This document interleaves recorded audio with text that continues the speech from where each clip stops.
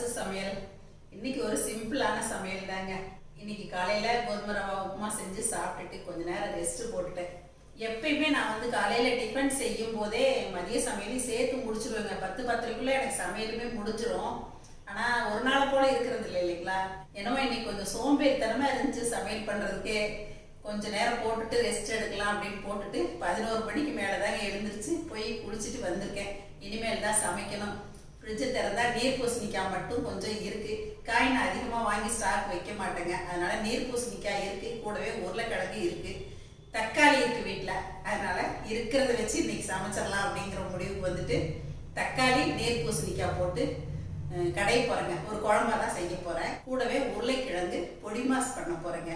இதுதான் இன்னைக்கு சமையல். குழம்பு, காய், சாதம் வடிக்கிறது இது எல்லாமே சேர்த்து ஒரு 12:30க்குள்ள சமையலை முடிச்சிடலாங்க. நீர் பூசணிக்காய் தக்காளி போட்டு ஒரு குழம்பு ஈஸியாக பண்ண போகிறேங்க. அதுக்கு சின்ன வெங்காயம் நறுக்கி வச்சுருக்கேன். இதுக்கு காம்போவாக உருளைக்கிழங்கு பொடி மாஸ் பண்ண போகிறேன். அதுக்கும் வெங்காயம் பச்சை மிளகாய் நறுக்கி வச்சாச்சு. உருளைக்கிழங்கு வேக வச்சு தோல் உரித்து வச்சுருக்கேன். அப்புறம் நேற்று வச்ச ரசம், புளி ரசம் தாங்க அப்படியே இருக்குது. சூடு பண்ணி கொஞ்சம் கொத்தமல்லி தலை தூவி எடுத்து வச்சாச்சு. அப்புறம் எல்லாருக்கும் இடையில சாப்பிட்றதுக்காக ஒரு சூப்பு, முருங்கைக்கீரை சூப் போட்டு வச்சுருக்கேங்க. எல்லோரும் குடிச்சிட்டாங்க. இது என்னோடய பங்கு மட்டும் அப்படியே இருக்குது. ஆறிடுச்சு. இனிமேல் சூடு பண்ணி தான் குடிக்கணும். இன்றைக்கி குழம்பு நான் குக்கரில் தான் பண்ண போகிறேங்க. குழம்பு தாளிக்கிறதுக்கு தேவையான கடலெண்ணெய் விட்டுக்கலாம். கடுகு தாளிச்சிக்கலாம். கடுகு பொரியும் போதே கொஞ்சம் சீரகம் சேர்த்துக்கலாங்க. பூண்டு ஒரு 4-5 பல் ஒன்றும் பாதியமாக தட்டி சேர்த்துடலாம். கருவேப்பிலை சேர்த்துக்கலாம். சின்ன வெங்காயம் கொஞ்சம் சேர்த்துக்கலாங்க. இந்த மாதிரி குழம்பெல்லாம் பண்ணும்போது சின்ன வெங்காயம் இந்த மாதிரி ரவுண்டாக கட் பண்ணி சேர்த்துட்டா நல்லாயிருக்கும். பாருங்கள், இந்த மாதிரி கொஞ்சம் கலர் சேஞ்ச் ஆகிற அளவுக்கு நல்லா வதக்கிக்கணும். இப்போ நறுக்கி வச்சுருக்க தக்காளி சேர்த்துடலாம். இன்றைக்கி ஒரு 200 கிராம் அளவுக்கு தக்காளி சேர்த்துருக்கேங்க. மஞ்சள் தூள் சேர்த்துக்கலாம். தேவையான அளவு சாம்பார் தூள் சேர்த்துக்கலாங்க.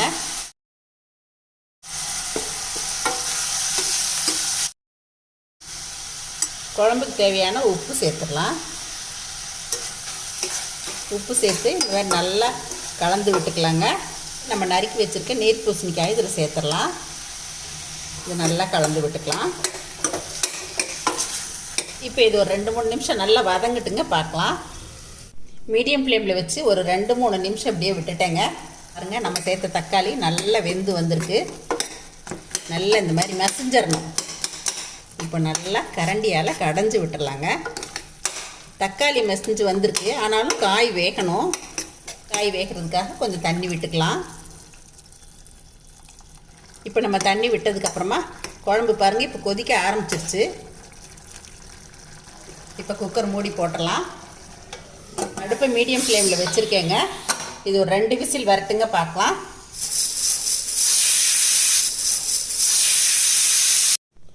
இப்போ தாளித்து விட்ட குழம்பு நல்லா வெயிட் ஆறிடுச்சுங்க. பாருங்கள், தக்காளி, நீர் பூசணிக்காய் எல்லாமே நல்லா வெந்து வந்திருக்கு. இந்த குழம்பு நல்லா சேர்ந்து வரணும். அதுக்காக இதில் இருக்க தண்ணியெல்லாம் கொஞ்சம் தனியாக எடுத்துக்கலாம். நம்ம தண்ணியோடு கடைஞ்சால் நல்லா மசிஞ்சு வராது. இப்போ இந்த மாதிரி குழம்புல இருந்த தண்ணியெல்லாம் தனியாக எடுத்து வச்சிட்டோம். இப்போ கரண்டியால் நல்லா கடைஞ்சிக்கலாங்க. இந்த மாதிரி கடைஞ்சி விட்டாச்சுங்க. குழம்புலேருந்து எடுத்து வச்ச இந்த தண்ணியை ஊற்றிடலாங்க. இப்போ இது ஒரு கொதி வரட்டுங்க, இறக்கிடலாம். இப்போ குழம்பு நல்லா கொதிக்க ஆரம்பிச்சிருச்சு. அடுப்பை ஆஃப் பண்ணிடலாம். இப்போ இது சாதத்தில் ஊற்றி பிசைஞ்சு சாப்பிட ரொம்ப நல்லாயிருக்குங்க. அவ்வளோதாங்க, மதிய உணவுக்கு சட்டுன்னு ஒரு குழம்பு ரெடி. அடுத்ததாக உருளைக்கிழங்கு பொடி மாஸ்க்கு நான் இந்த மாதிரி உருளைக்கிழங்கு வேக வச்சு உதிர்த்து வச்சுருக்கேங்க. இதில் கொஞ்சம் மஞ்சத்தூள் சேர்த்துக்கலாம். உப்பு தேவைக்கு சேர்த்துக்கலாம். இப்போ இதை நான் கையில் நல்லா இந்த மாதிரி பிரட்டி விட்டுறேங்க. நம்ம தாளித்து விட்டுட்டும் உப்பு மஞ்சத்தூள்லாம் போடலாம். அது கொஞ்சம் சரியாக பிடிக்காத மாதிரி இருக்கும். நான் எப்பயுமே உருளைக்கிழங்கு பொடி மாஸ் பண்ணுறதுனா இந்த மாதிரி நல்லா பெசறிட்டு அதுக்கப்புறம் தாங்க தாளிப்பேன். இப்போ உருளைக்கிழங்கு பொடி மாஸ் தாளிச்சிடலாம். உருளைக்கிழங்கு பொடி மாஸ் தாளிக்கிறதுக்கு கொஞ்சம் கடலெண்ணெய் விட்டுக்கிட்டேங்க. கடுகு சேர்த்துக்கிறேன். உளுத்தம்பருப்பு சேர்த்துக்கலாம். தாராளமாகவே சேர்த்துக்கலாங்க. நறுக்கி வச்சுருக்க வெங்காயம், பச்சை மிளகாய் சேர்த்துக்கலாங்க. கொஞ்சம் கருவேப்பிலை சேர்த்துக்கலாம். வெங்காயம் வதங்கியாச்சுன்னா அவ்வளோதாங்க. உருளைக்கிழங்கு சேர்த்துட்டு தேங்காய் துருவி போட்டாச்சுன்னா உருளைக்கிழங்கு பொடி மாஸ் ரெடி. இதெல்லாம் இதெல்லாம் ரொம்ப சிம்பிளான ரெசிபி தாங்க. இருந்தாலும் பிகினர்ஸ்க்கு எல்லாமே வந்து பார்த்து செய்கிறதுக்கு ரொம்ப சௌகரியமாக இருக்கும். அப்படிங்கிறதுனால தான் நான் அப்பப்போ சமைக்கிறதுமே வீடியோவாக கொடுக்குறேங்க. வெங்காயத்தூள் சேர்த்துக்கலாம். கொஞ்சம் வெங்காயத்தை ரொம்ப நேரமே வதக்கிட்டேங்க. உருளைக்கிழங்கு சேர்த்துடலாம்.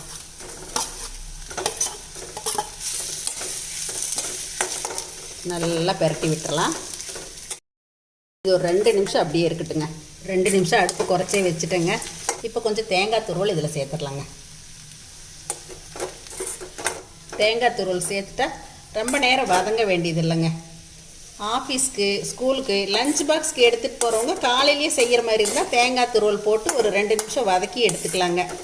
நம்ம வீட்டில் அப்போதைக்கு செஞ்சு சாப்பிட்ற மாதிரி இருந்தால் தேங்காய் துருவல் போட்ட உடனே இந்த மாதிரி பெரட்டி விட்டு அடுப்பை ஆஃப் பண்ணிடலாங்க. அவ்வளோதான், நம்மளோட உருளைக்கிழங்கு பொடி மாஸ் ரெடிங்க. எல்லாமே கட் பண்ணி ரெடியாக வச்சுட்டா இந்த சமையல் அரை மணி நேரத்தில் முடிச்சிடலாங்க. இப்போ நீர் பூசணிக்காய் போட்ட தக்காளி குழம்பு, உருளைக்கிழங்கு பொடி மாஸ், நேற்றி வச்ச ரசம், இப்போ வடித்த சாதம் எல்லாமே இப்போ ரெடியாக இருக்குங்க. மதிய சமையல் ரெடி.